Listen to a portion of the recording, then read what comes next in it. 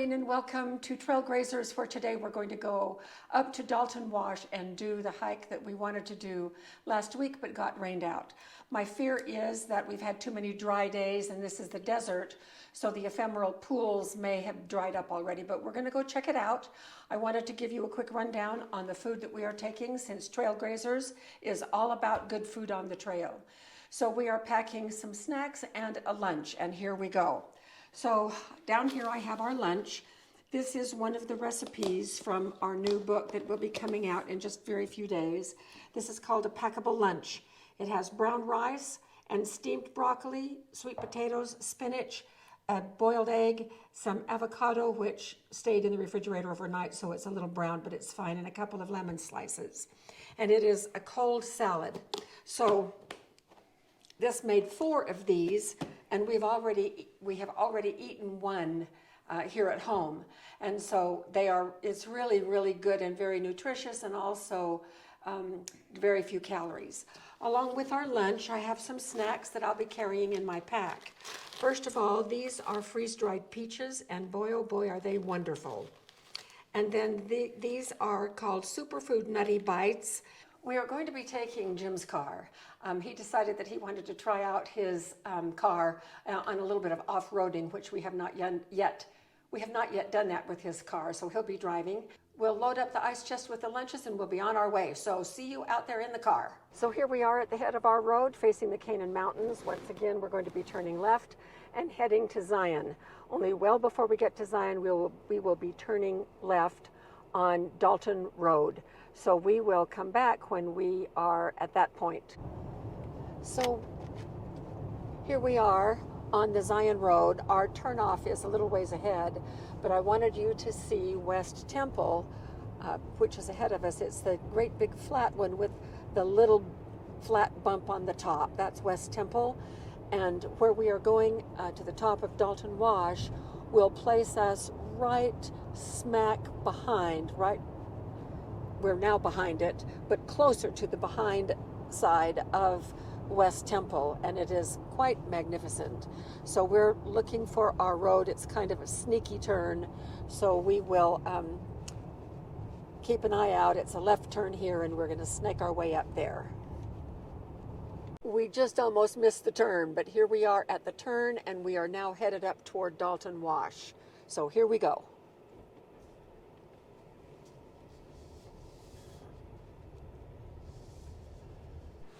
We have stopped here by the side of the road so I can get a closer look at these trees. They are not apple trees. I don't recognize that leaf. I don't recognize the trunk type. And what I thought was apples are little clusters of dead leaves at the tips of some of these branches. So I have no idea what that tree is. All right, onward we go.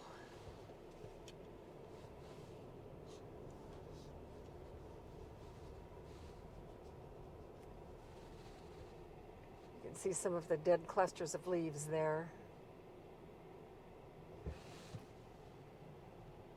It's almost like clusters of something. It does look like clusters of something. I'm going to get out and take a look. It is clusters of something. I wonder if they're dates. Could be. I don't know. More over there. I'm hearing gunshot. I'm going to get back in the car. We are coming up on the last stretch before we get up on the top here. Oh my goodness, look at the solar. Something's going on over there. And as we start this ascent, we can see the beginning of the canyon right there. So there's a steep canyon to our left, and there will be a rock overhang over the top of us that will go under. Oh, look, Jim, what do we have here? Some tents and open sky. It says some kind of a resort. Straight ahead. Okay. Yeah, we're not interested in commercialism there. Okay, so here we go.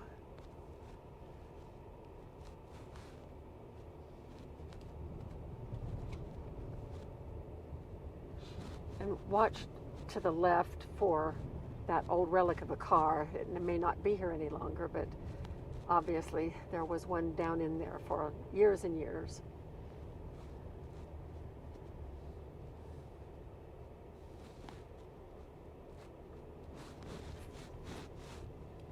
Yeah, they've widened this road. I'll bet anything there's something else commercial up on the top. Darn it. This used to be one of my favorite semi-secret places.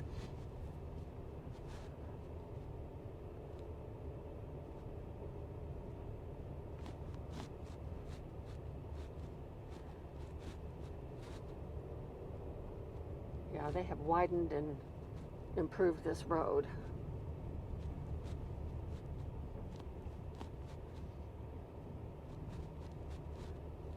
It's still pretty steep drop off over there. Yeah. We're getting up into the Ponderosas.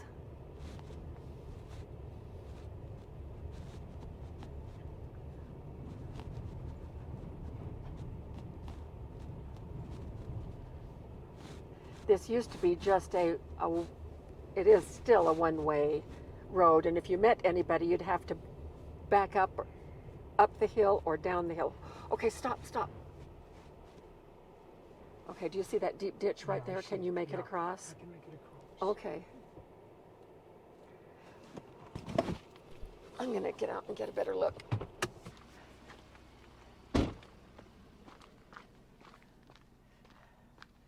Ooh. Road damage here. Quite steep. I'm going to be careful. So Jim is going to cross this ditch. Wait.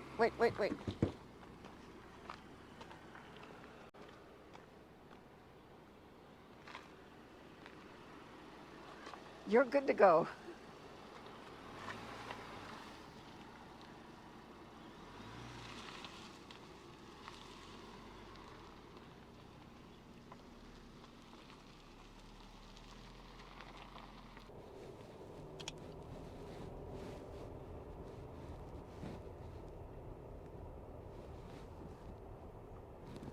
More water damage on the road.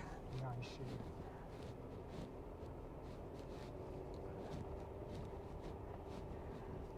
I think maybe they've taken that car.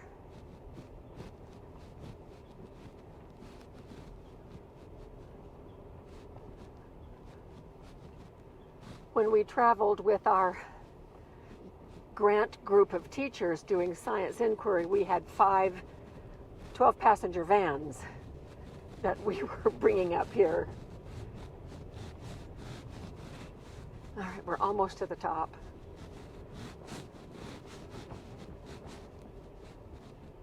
And here we are at the top. Canyon. So, where are we going? We're going just a Around little the bit farther. Yeah, we can just park right in here in this little curve. I just heard a hawk scream. So there is a opuntia cactus. More over there. And this is it. In 15 years, the vegetation has certainly grown up. I've kind of lost my little landmarks because the trees are bigger and fuller than before. They have been doing some excavation over there. Wasn't too far from here where we saw a rattlesnake on one of our trips. So we'll be walking in that direction to check out ephemeral pools. So we're going to stop I'm going to turn off the camera for a few minutes, and we're going to get our backpacks on, sunblock on, and then we will turn the camera back on and head over that direction. All right, we are here, outfitted. There's Jim with his backpack on. Okay, ready? Okay, yeah, I'm ready. All right, we're setting off across the sandstone. We have to cross that little canyon that we saw on the way up, and I think I remember how we used to do that. Let's see. Little canyon on the way up. That right there, that Right little one there. ahead of us. All right, I think we go this way. Watch out for the cactus. Yeah, I see.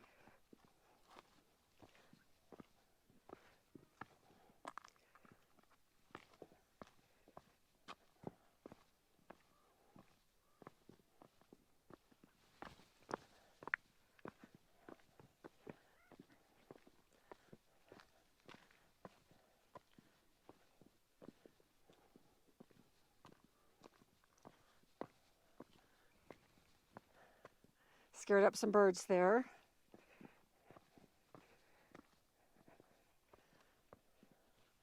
That's a convenient step. Oh, I'm older than I used to be when I was doing this. So there's the canyon. And right in through there was where we saw the rattlesnake one year. So you never want to reach your hands in shady places under rocks out in this part of the country. Oh, there went a cottontail rabbit. So, Jim, I'm going to head this way. The big ephemeral pool I kind of wanted to see is over here.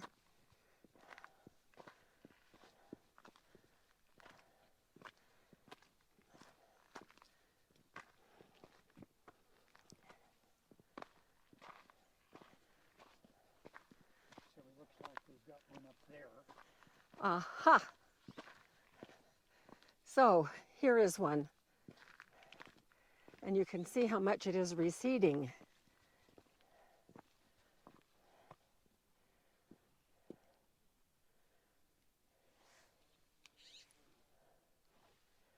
So it becomes a watering hole for local animals and birds,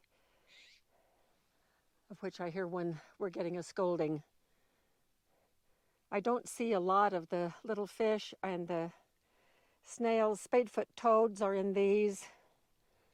I don't see any of that. There's another one over here.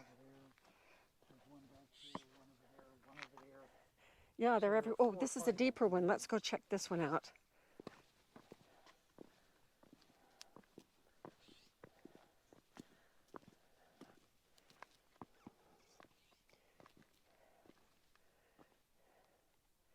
All kinds of little critters swimming. Do you see them, Jim, down at the Oh, yeah, bottom? down at the bottom. Yeah. Little tiny ones. Yeah, this one is full of life.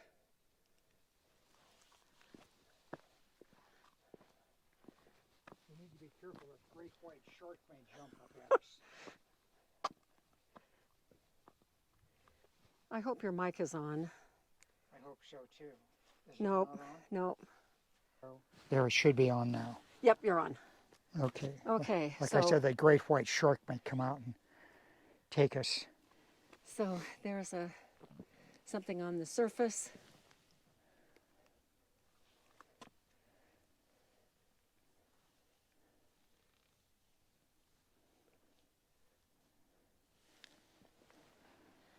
Oh, great. These are just wonderful. This one is sort of dried up. Spadefoot toads will dig under the sand and they can stay for years. And then when conditions get right, they pop up, they mate, they lay their eggs, the eggs hatch, and then everything goes back under the sand again.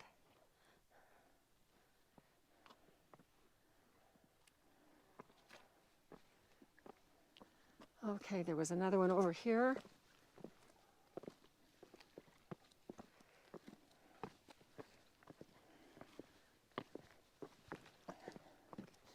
You need to get some pictures of them dry. So you can see with this one, where when it fills up, it flows down here and into this larger one. And the larger one flows into... Yeah, they just all interconnect.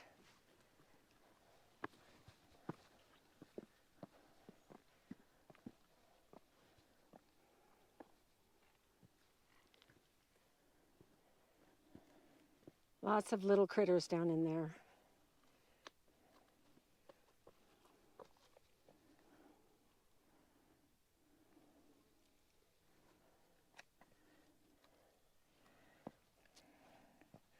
A dry one, and there is some lichen. That green is lichen. The black is moss. I'll show you in a minute an experiment with moss that I showed my students when we were up here that's pretty amazing. But lots of little places where ephemeral pools fill up.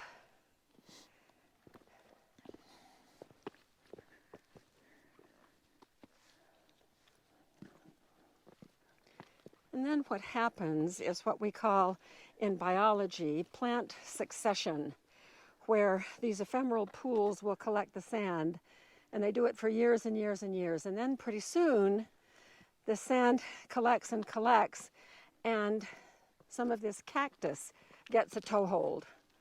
And once the cactus is in place, then other plants start to come in, low-growing plants that are protected by the cactus.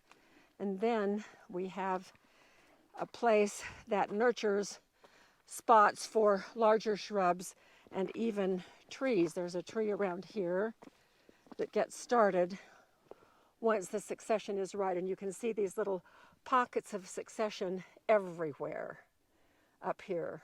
And that's why we brought our students up here, so they could study succession and ephemeral pools. Okay, it's hot out here, and I'm not going to last very long in this heat. Now the edge of this once ephemeral pool has both opuntia cactus with the pads and the echinocereus cactus. Okay, we're going to do a little experiment, and I'm going to do it in the shade, if I can find a spot of moss in the shade.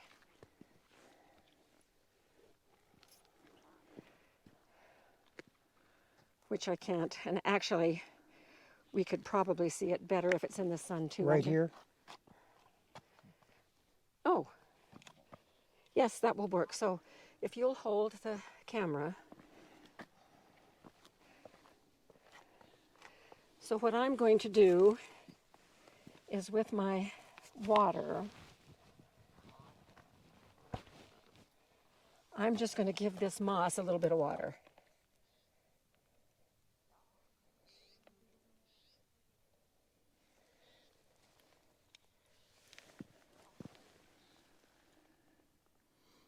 And what are we looking for?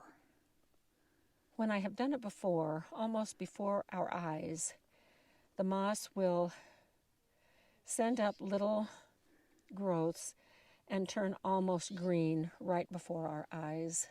When it's in the hot desert sun and all dry, it goes in protective mode, which is black and shriveled. But in a rainstorm, it will turn green and put out its vegetative parts. Now I see it a little bit turning green. Do you see it, Jim, right into here? Just a little bit, yeah. I don't know if we can see it on the... I'm going to put these little rocks right here to mark it. Oh, it's really turning green now. Can you see it? Okay. Now, why don't we go walk around for a few minutes and come back maybe in about 5 or 10 minutes. Oh, there it goes, there it goes, there it goes. Do you see it now? Yeah. Look at that. Right in front of our eyes, it's turning green, and it is sending out the little vegetative parts. I can't see that. Well, they're not very tall, but it's not here. It's just almost smooth. Yeah. And now on this one, it's fuzzy. Oh, okay. So my little GoPro got too hot. So we're sitting here in the shade, going to have a little bit of a rest, have some snacks. So we're going to open up our snacks and just sit here and relax for a few minutes while the GoPro cools off and we can get going again. So I just noticed a whole lot of birds rising. What are those? Those are crows or something. Those are crows, ravens. Ravens or crows. Bunches of them over there. Pigeons over here. Have some friendly pigeons. I think they're coming to get something to eat. Our GoPro is still too hot. We're checking back in with our moss. Look how green it is. And compared to this little black one right here. So this is green. Ready to reproduce. When the sun hits it, it will go back just like this moss down here. So that's pretty impressive a little bit of rain in the desert can do to the vegetation. So we're going to head back to the car. So there is West Temple. And I do want to tell one story. At a time in my life where I was really struggling and had a lot of adversity, nature heals me. It has a tendency to calm me. And so one day I just climbed in my car and came up here by myself. I had a little Bronco at that time and I was by myself. And it was threatening rain, but I came up here anyway, and I did not want to be on those dirt roads during the rainstorm.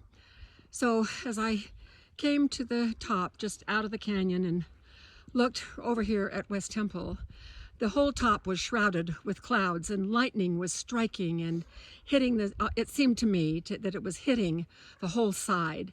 It was the most spectacular view. And then great, huge, splashy drops began falling out here where I was. But just that moment of seeing Mother Nature in all of her fury, battling an immovable monument that I just loved, was enough for a day. And I knew I needed to get back down that slippery road before it got too wet and I couldn't travel. So we're gonna head back to the car, which is parked over here, and I'm using my iPhone, so you're going to notice a difference in the sound and the photography. So here is kind of a nice view of the stair step of the ephemeral pools.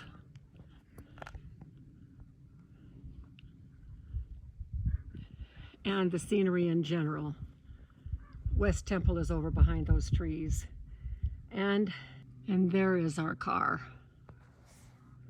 So here we are about to eat, and Jim is going to join me right here, and we're going to show you what our lunch looks like. So here's lunch. I'm going to take my lemons and squeeze it over the top here. I'm going to scoop the avocado up and put it over the top here.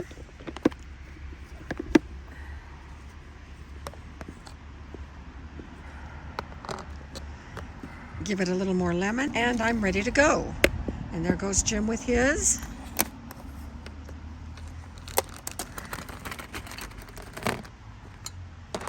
This avocado and lemon. Does that lemon do anything for avocado? Make it taste better? Well, it's just supposed to keep it from turning brown, but it didn't quite work this time. Work this time. We have finished our lunch and we were back in the car. There's Jim snapping up his seat belt. Oh, hi. How are you? I didn't realize she had the camera on me. I'm camera shy. Oh, right. So we are on our way home, and this has been an absolutely delightful experience. I'm so glad that you got to see the ephemeral pools. I just wish that there would have been more life in them. Sometimes they're just teeming with little tiny fish and other types of things, but we got to see some exciting things, including seeing how moss responds in a rainstorm. We gave it kind of a little artificial rainstorm. And we had a lovely lunch here in this shady park. And so we are going to head home. So thank you so much for being with us on this little trip. We appreciate you so much, and we're going to be doing more trips soon. So we will see you out there on the trail.